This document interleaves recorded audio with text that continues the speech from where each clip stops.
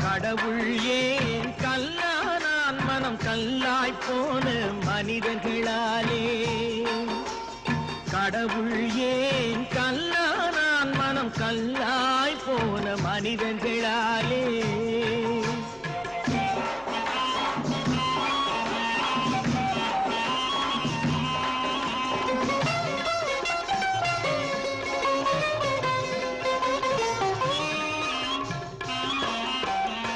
கொடுமையை கண்டவன் கண்ணை இழந்தான் அதை கோபித்து தடுத்தவன் சொல்லை இழந்தான் கொடுமையை கண்டவன் கண்ணை இழந்தான் அதை கோபித்து தடுத்தவன் சொல்லை இழந்தான்